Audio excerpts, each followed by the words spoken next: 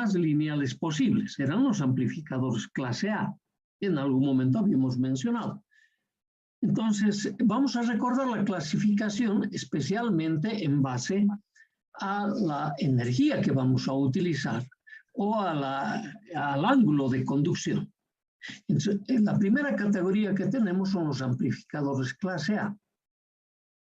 Se llama amplificador clase A porque la corriente de colector circula durante 360 grados eléctricos, es decir, que permite amplificar linealmente ambos hemiciclos de la forma de onda, sin distorsión. Entonces, eso además, ese tipo de amplificador está correlacionado con el tipo de polarización que tiene que tener el transistor. Y para nosotros, el transistor de potencia debe trabajar en su punto medio de las características de salida del transistor o en la zona media de la zona activa. Eso hay que ir recordando por si acaso. Ahora, de esa manera es que vamos a tener una señal amplificada linealmente, sin posibilidades de distorsión. Ok. Para eso nos tenemos, después recordaremos cuáles van a ser las condiciones para la polarización en ese tipo de amplificador. El siguiente amplificador que tenemos, primero quiero pasar a al clase B, ¿sabe? Es el amplificador clase B.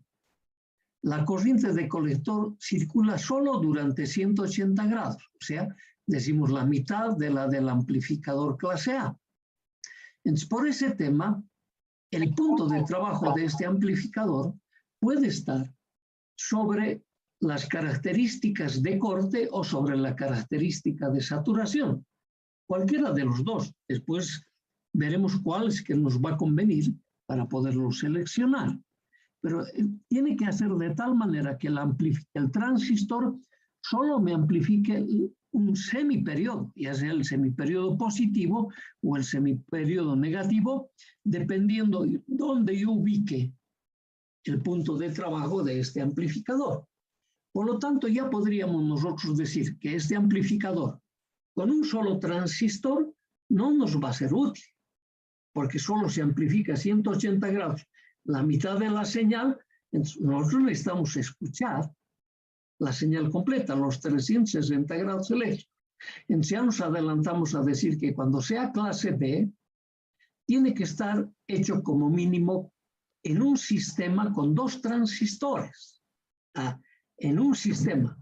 De tal manera que el sistema trabaja como clase A en los 360 grados, pero cada transistor solo contribuye con 180. Sencillito. Entonces, otra vez acá, depende de la polarización, depende de dónde vamos a fijar su punto de trabajo. Ahora, los amplificadores también, después vamos a mirar ese tema, se clasifican en base a su rendimiento. Solo anda recordando, con calmita, ya vamos a ver qué va a ser también el rendimiento. Entonces me dicen, ¿sabes qué? Se han generado otra clasificación de amplificadores y se ha colocado una clasificación intermedia entre el A y el B, que es el amplificador clase AB. En este amplificador clase AB, la conducción eléctrica es más de 180, pero menos de 360 grados eléctricos. Entonces uno dice, pero este amplificador tampoco me va a ser útil, porque no me amplifica linealmente ambos hemiciclos. Entonces vuelves un poco al amplificador clase B, entonces dices, lo puedo utilizar en un sistema. De tal manera que un otro transistor me entregue la parte que me está faltando, porque fíjate que es más de 180, pero menos de 360, le está faltando una porción. Seguramente va a tener algunas características importantes un amplificador de este tipo. Entonces, en el fondo dicen, estos 3 amplificadores son los que realmente nosotros utilizamos para amplificadores de audio. Después de esto existe otro, el amplificador clase C, que la corriente que circula por el colector es menos de 180 grados. O sea, me amplifica todavía ni la mitad del periodo, ¿no ve? Ni el semiperiodo, si quieres, menos que eso todavía. Por lo tanto, nosotros decimos, ya ni formando un sistema, el clase C, va a ser posible utilizarlo como amplificador de audio. Pero el clase C es recontra útil, igual que el AB, para amplificadores de radiofrecuencia, para las etapas de transmisión, la última etapa del sistema. Ajá. ¿Por qué? Porque estos amplificadores van a funcionar con una carga que se asemeja a un péndulo. ¿Han visto esos relojes que tienen un disco que está balanceándose y permanentemente, ¿no ve? Esos discos solo necesitan la energía cuando va a un extremo. Le dan un pequeño golpecito y vuelve a oscilar. Otro golpecito, vuelve a oscilar. Y siempre va a recorrer la misma distancia. Entonces, ¿qué me dice? Siempre te va a entregar la mitad de una onda y en un sistema te va a entregar la onda completa. Y van a tener un mejor rendimiento los amplificadores clase A, clase C que cualquiera de estos. Entonces, el rendimiento parecería que va a ser inverso a esta clasificación. Ok. Pero después de esto ha surgido otro amplificador que es el clase D. Claro, uno dice clase D, debe ser su circulación menos que 100. No tiene nada que ver con el ángulo de conducción. Estos amplificadores clase D son los amplificadores digitales. Que vamos a mostrarlo también casi al finalizar este capítulo. Pero no en su totalidad, porque todavía hay algunos conceptos que no lo vamos a entender. Pero con todo lo que vamos a aprender hasta aquí, sí es posible hacerlo. Es cuestión de un poco más de imaginación. Ok. El amplificador clase D, muy parecido al amplificador clase B, va a depender dónde vamos a fijar su punto de trabajo, por empezar. Entonces ahí nos va a hacer confundir con el B. Parece que si lo tengo que fijar al corte o a la saturación, vamos a decir. Pero lo que pasa es que este amplificador D, cada vez que entrega señal, recorre toda la zona activa del transistor, sí o sí, siempre desde la saturación hasta el corte o desde el corte hasta la saturación. Ajá.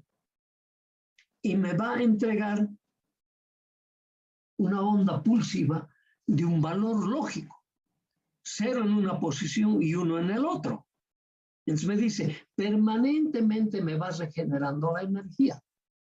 Eso vamos a mirar, por eso tiene otro tipo de comportamiento este amplificador.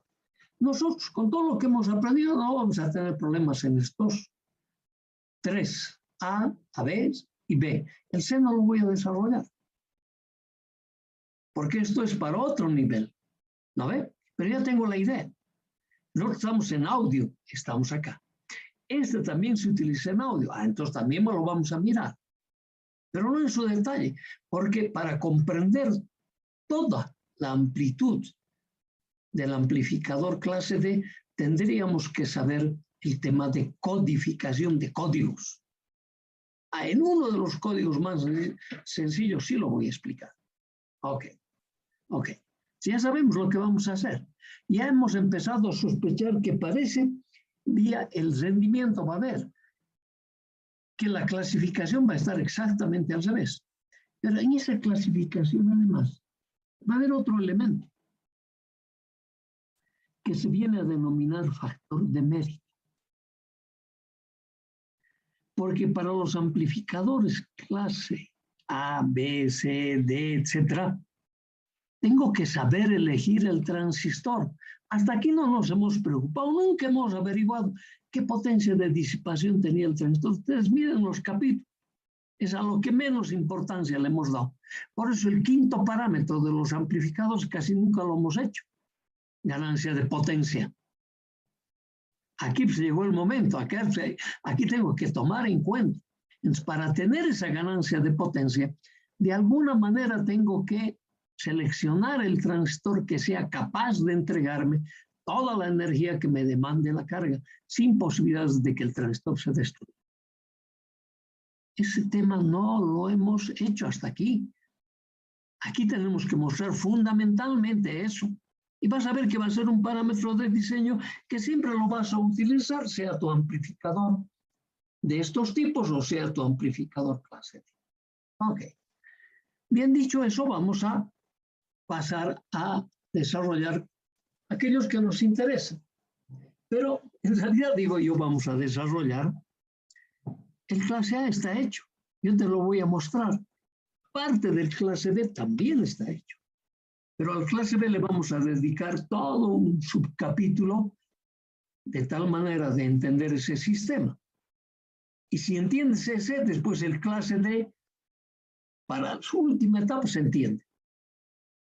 Son las etapas anteriores que crean problemas. Ya lo vamos a mirar con calma. No está bueno que todavía que yo me adelante mucho, ¿no? Entonces empezaremos a ver qué parámetros tengo que tener en cuenta para dimensionar mi amplificador. ¿Y qué es dimensionar? Para diseñar el sistema. ¿Ve? Entonces, lo primero que te voy a mostrar es lo mismo que hicimos cuando aprendimos diodo, ¿no ve? El diodo A está con toda su hoja técnica, sus límites, etc. Pero hemos aprendido a seleccionar al diodo para que me pueda entregar en la transformación una cantidad de componentes de continua, ¿no ve? ¿Te acuerdas? Ah, sí, pues hay algo parecido, algo parecido. Entonces, veamos las consideraciones que vamos a tener. Lo primero, volvemos a decir, oye, la polarización. De eso no nos vamos a, no sé si vale el término, salvar. Entonces, lo primero para mí siempre va a ser la polarización de ¿quiénes? De los transistores. Para obtener un punto óptimo de trabajo sobre las características tensión corriente de los transistores. Este tema lo hemos desarrollado. Y aquí te lo vamos a mostrar otra vez, que todo lo que veas desarrollado sí te va a servir. Ok. La potencia de continuo. Si en otras palabras, hasta aquí no nos hemos preocupado mucho de la potencia de continuo en nosotros. Para nosotros, tenía que haber una fuente de tensión disponible. Lo único que teníamos que hacer es elegir un transistor o al revés, elegir una tensión de continua disponible de tal manera que no sobrepase la tensión de ruptura del transistor. ¿No ve? A los uno podía ser igual. Eso solo era una cuestión de mirar los parámetros y decir, me voy a elegir esta tensión. Entonces, ahora, es que hemos dicho permanentemente, igual que el diodo, ¿no ve? En el transistor. ¿Qué hace pues, el transistor? Es un dispositivo que me convierte energía, hemos dicho, de continua que recibe vía la polarización en componente de alterna que entrega la carga. En base a una señal muy reducida que recibe en el terminal de entrada del transistor como control de la transformación. Oye, esa forma de recibir y entregar energías, tú lo has aprendido en la materia de física. Claro, allá nunca te han dicho seguramente que el transistor, que la materia de redes, nada, pues claro, estamos aprendiendo física. Entonces tú lo has mirado y dices, total que lo aprende el docente, yo estoy viniendo a estudiar ingeniería electrónica, me llegará mi turno. Y estamos justo casi en la mitad de la carrera, ¿no ven? Entonces en algún momento te tienes que ir, y ese es mi trabajo, lastimosamente. En algún momento te tienes que convencer que esto que estás aprendiendo ahora sí es para ti. Por lo tanto, lo tienes que aprovechar al máximo. Y sabes que estás invitado a desarrollar más de lo que yo te estoy dando. Tiene que haber esa autoformación sí o sí, porque cuando termines esta carrera, siempre te va a faltar un centavo para completar el peso y te puedas subir a un transporte público. Si te falta el centavo, no te vas a poder subir. Lo vas a hacer nomás a pie. Entonces yo te estoy incitando a que tú te ganes ese centavo más para tener la vida más fácil. Ok. Bien. Entonces, tenemos que correlacionar todas las cosas que hemos ido viendo. Claro que sí. Ahora tengo que saber elegir una continua. Entonces te dice, la potencia de continua entregada por la fuente de polarización, esa potencia se llamaba PCC, para establecer la corriente máxima que debe suministrar dicha fuente. Pues finalmente es la corriente la que nos va a interesar, pero depende del factor que acumula, ¿no ve? De la batería, en otras palabras. Ahora, la potencia disipada en el colector. Hasta aquí no lo hemos tomado en cuenta, ahora sí va a ser importante. Para establecer los sistemas de disipación y protección de los transistores, que necesitan, claro, si no, tú solo haz un poquito de silencio y vas a escuchar que hay algo que se está moviendo, ¿no ve? Y eso que escuchas, ¿qué es? Oye, el circuito integrado que estás utilizando, parte de tu computador, necesita un elemento de ventilación. Y eso porque es el circuito integrado, está disipando cada vez una energía más elevada y necesita que lo evacuemos, esa sobreelevación, lo más antes que sea posible, porque esa sobreelevación se puede constituir en destrucción de tu sistema. ¿Para eso lo han puesto ventilador? Claro que sí, no es para, si no le hubiesen enseñado un abanico, con esto nomás hazte, ¿no ve? No, pues necesitan un elemento que le permita contribuir a la mayor disipación. Ok. Y en todos los sistemas hay eso. Así, no nos salvamos de qué. Yo tengo que empezar a mirar esas cosas ahora. ¿Para qué eran? Ok. La potencia de alterna disponible en la carga. Siempre te van a requerir una potencia alterna. Generalmente, esta potencia alterna, al principio, para llegarlo a establecer, es relativamente complejo. ¿Por qué es relativamente complejo? Porque depende de la aplicación. Entonces, por ejemplo, nosotros estamos en la aplicación de audiofrecuencia. ¿Y de qué depende pues, la audiofrecuencia? ¿De poner un parlante cada vez lo más grande posible? No, dependiendo para qué ambiente quieres ese amplificador. Seguramente ese amplificador no es lo mismo, por ejemplo, ahora que tenemos partido esta tarde o esta noche, para amplificar la señal de voz en un estadio o música, lo que quieras, que eso en un coliseo que es cerrado. O que esto esté en un lugar de, por ejemplo, tu sala de tu hogar, ¿no? Porque está recubierto de con paredes, y esa pared seguramente es de ladrillo y debe estar revocado. El estuco que le han ido poniendo tiene una capacidad de absorción, luego de reflexión, y lo que tú estás escuchando son esas cosas reflejadas. Ahí han rebotado las señales. Y lo que va rebotando a tus oídos tiene que llegar con perfección. Entonces, ¿cuál ha sido la tecnología? Eso han ido recabando la información y lo han puesto en pequeños ábacos o tablas. Entonces te dicen, en un ambiente que sea, por decir, de 2x2, revocado con tal material, hecho a puro ladrillo y no todo de hormigón armado, por ejemplo, te va a decir la potencia de alterna que requieres para cubrir con un sonido lo más constante posible para el oído humano es de tanto. Eso está ahí en una tabla. Entonces vos con esa tabla vas a iniciar esto. Entonces una vez que has iniciado eso vas a decir, oye, ¿y cuál es el transistor que me hace esto? Entonces, para venir a este. Una vez que tienes esto, oye, ¿cuál es la potencia de alterna que voy a requerir para entregar? Es toda una cadena. Y en ese camino estamos. Ok. Si habíamos hecho sospechar hace un momento que va a depender del rendimiento. Valor importante que también voy a tener que calcular. Y aquí te dice rendimiento para establecer su capacidad de transformación. ¿De quién? Del transistor que va a recibir la energía de continua y transformarlo en energía de alterna. Ajá.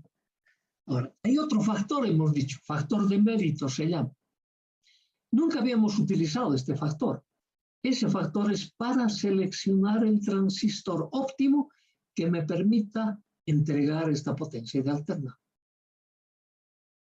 Y que el transistor permita disipar la energía que requiere para transformar esta energía. Ya, van a estar relacionados.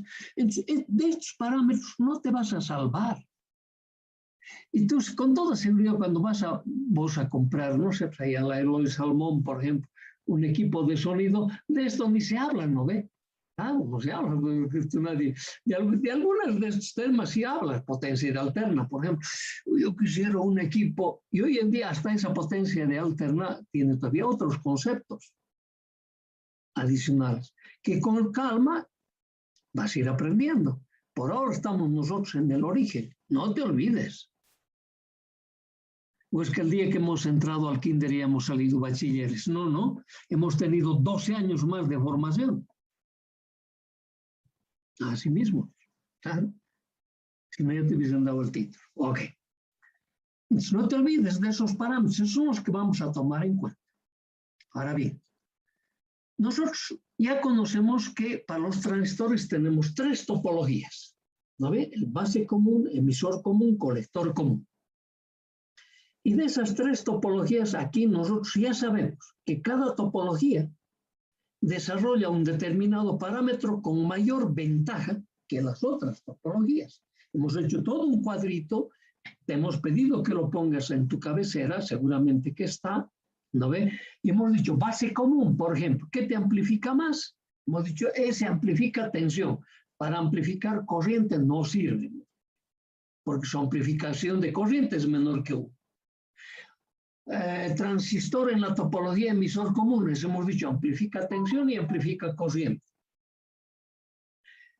Transistor en la topología colector común. Ese es buenísimo como amplificador de corriente, pero malo como amplificador de tensión. Entonces ya tengo mis 3 topologías.